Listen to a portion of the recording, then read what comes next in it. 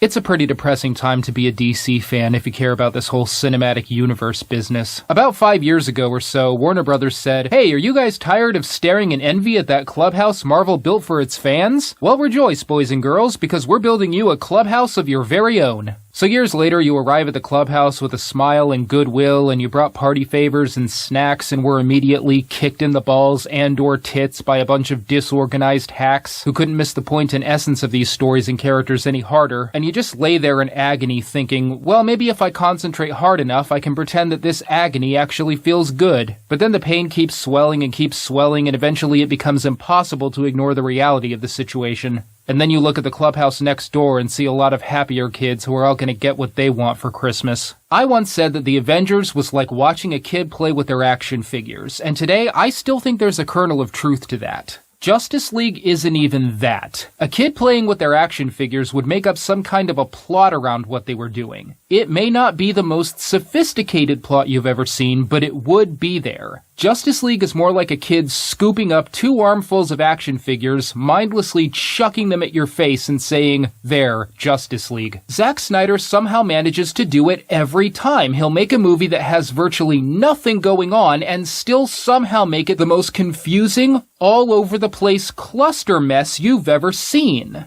He's like an idiot savant in this field. So a few months after his death, the world is still in mourning over Superman, even though a few months earlier they were all burning him in effigy. But at least that's one positive thing about the film: consistency. People's feelings and motives change just as abruptly, stupidly, and without any motive in this bullshit as they all did in the last bullshit. Batman, for example, feels guilty about Superman's death now, even though he had absolutely nothing to do with it, and vows to do right by this man that he barely said 5 sentences to in the last film by rounding up an elite group of superheroes to protect the world against a thing he thinks is coming. See, a villain is trying to put a thing together that will destroy the world, and a group of heroes has to league up to try to stop him. You might think this sounds like a pretty average setup to what would end up being a pretty average film, but it's really not. I can't begin to explain to you how weirdly this film was constructed. Here's Batman fighting a parademon, and now Wonder Woman is saving people in a place somewhere, and now Batman's in the Arctic tracking down Aquaman, and now we're on Themyscira because a thing is happening, and now the Flash is in the movie. Stop telling us to slow down, we've got shit to get on with! It's all that abrupt from start to finish. Each scene seems to be laying a foundation to a building that is never fucking built. Sure, the plot moves from point A to point B in the most banal way possible, but the characters mostly either just explain what's going on or just say what they're about. We don't have a second and a half to get to know anyone before being corralled into something unrelated else. Aquaman, for example, introduces himself by throwing Bruce Wayne against a wall, then talking to him in non-stop jock language, like he's desperately trying to resist saying the word bruh, but he really wants to. Then the Flash shows up to act awkward the whole time, except really, really fast, and occasionally we also cut to Cyborg, who fared a little bit better than the other two, but still not enough to make the film coherent. It's all less about character development and more about character thing establishing. Aquaman is the bro's bro who controls water. That's his thing. The Flash is Woody Allen on speed, both figuratively and literally. That's his thing. Cyborg is a cyborg who is a cyborg. That's his thing. It's all so shallow and slapdash. Maybe if the film had taken a minute to let us get to know these people instead of just describing and or demonstrating what they are, we could actually care about them. But this is just by-the-numbers characters assembling to stop a by-the-numbers plot device. And I know I've had that complaint before with ensemble superhero films, so why did this one feel so much worse than the others? Again, it's a problem with construction. With the Avengers, the characters already had previously established origins that let you know who they were before we saw them interacting. Guardians of the Galaxy made the external plot largely unrelated to the characters until much later, allowing them to grow in their own isolated circumstances. Justice League doesn't give these characters any chance to fucking fucking breathe. Everything is thrown at the screen all at once, bouncing back and forth between pace, tone, and a mishmash of events. I used to get on the MCU's case for making one throwaway film after the next in order to get the real film they were building to. My philosophy was that if the ensemble film is what's most important to you, you should just introduce all these characters there. But that was before I saw the majority of the Justice League characters getting established literally via email, so here's where I stand on the issue now. Either do the one movie a piece leading up to the combo film, or make the one film with all the characters being introduced at once.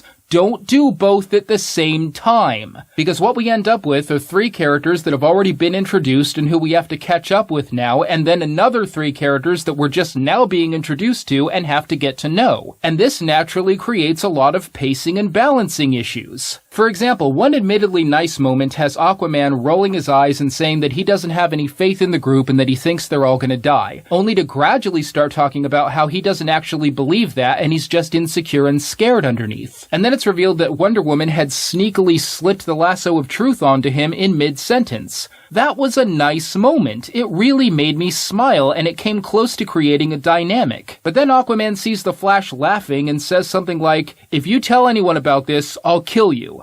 Hey Aquaman, the people that you both know mutually are all in this room. What do you think, he's gonna swim down to Atlantis and tell Mira about it? That's Justice League in a nutshell. The film wants to have its cake and wolf it down too. It wants to act like this team already has a pre-established inner circle, but never puts the work in to actually make that a reality. I've heard this movie was about 80% Zack Snyder and about 20% Joss Whedon, and that certainly tracks to me because it felt like 20% of this movie was trying desperately to make something out of the other 80%. Some of the moments, like the one mentioned above, were indeed nice at times, but they actually would have been good if Whedon had had anything to work with when he came on board. Consider when Superman and Cyborg are on the ground laughing with one another after defeating Steppenwolf. Superman says with a smile, "You know what? Never mind, I actually kinda wanna die," and the two have a really nice moment. That is until you realize that this was the first time Superman had ever spoken to Cyborg in his whole life. If they had had time to build relationships and interplay between even a few of these characters, that would have been one thing. And again, sometimes that is the case. Bruce Wayne and Diana have a really good back and forth spat at one time, in fact. It was a very effective scene. But most of these characters haven't known each other long enough for this to be effective more than 1% of the time. Which nicely segues into the biggest problem this film has. And anyone working on Batman v Superman should have seen this coming. I know I did. I remember seeing BVS's terrible ending the first time thinking, oh great, Superman is pretend dead when they know damn well they're working on the Justice League film. So it's really nice to know we won't be able to just jump right into the action in that film and we'll have to deal with working this shit back into it first. And it was when I sat down to write this review and I wrote that sentence I just said out when I realized that the biggest problem with Justice League is still Batman v Superman. This ruined everything. See, Batman's supposed arc is that he needs to assemble the team to protect the world but doesn't know if he has what it takes to do it. If Superman were here, he could inspire people, but Batman feels maybe he isn't up to the task. Naturally, you'd think that this would lead into a payoff where he learns that he does have what it takes after all, but nope. Halfway in, Batman just says, you know what, fuck it, I really do suck at this, let's just bring Superman back to life. What? Way to go, morons. It's nice to know that Batman has the standard hero's quitter attitude. So they have to take this huge time out in the middle to kick Superman back into the mix, and it results in scenes and conflicts that have nothing to do with the film or with character development. I mean, of course everyone knew how pointless and stupid Superman's fake death was in BVS, but Justice League didn't even try to make this a part of the story. He just comes back to life, hangs around a cornfield for a while, and then shows up at the end pretending like he's been a part of the team all along. If Superman had been a part of the group the whole time, if they could have taken time and resources they needed to bring him back into this thing and used them to spend more time on the characters and their relationships, Justice League could have ended up being a pretty okay film. Instead, it was just doomed from the start thanks to this. The obviously terrible ending of Batman v Superman directly led to this film missing the passable mark and landing right on disaster. As for the characters, yeah, I thought they were pretty alright for what they were. Superman is finally acting like Superman for once. Wonder Woman is as amazing as ever and steals the show every time. Batman was serviceable, but probably the least interesting I've seen of the character on film so far. The Flash walked a line between charming and annoying for me, but I did get the sense that this kid wasn't prepared for a battle of any kind, and every time he faced something, I felt like he was really being challenged. Aquaman? I didn't like this character. I had heard that he was more than just a one-liner spouting bruh character, but I didn't get that at all.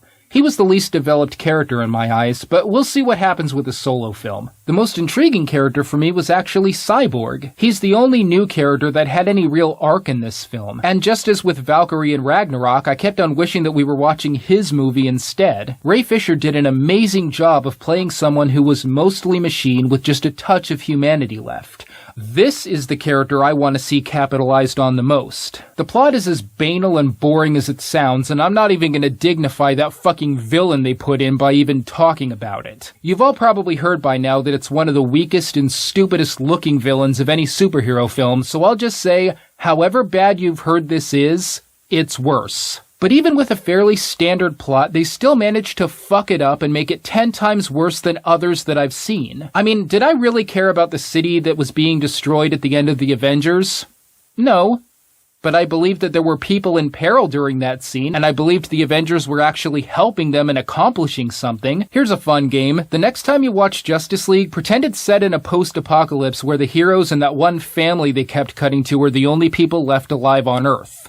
It seriously almost tracks. Everything just feels so empty in this world. Nothing feels at stake, and it makes caring about anything completely impossible. Justice League is a huge dump of introductions, reintroductions, stale plot elements, lethargic villains, and things that aren't quite Martha levels of bad, but close. Now, if you look at the reception this movie is getting from your usual YouTube pundits, they all pretty much say the same thing. While Suicide Squad was an all-over-the-place, terribly edited mess that isn't worth your time, Justice League definitely has problems, but there's enough entertainment and a little character stuff to make it worth a look. I actually think it's the complete other way around. If Justice League had been just a quick, self-contained, in-and-out good time like Suicide Squad, it might have been alright. But there's just so much more baggage weighing this down all the time. With half the characters being already established, the other half just coming into the fray, and one who had to be shoehorned back into the thing somehow, Justice League was pretty much set up for failure from the start. Joss Whedon made an admirable attempt to course correct after the garbage that had come before.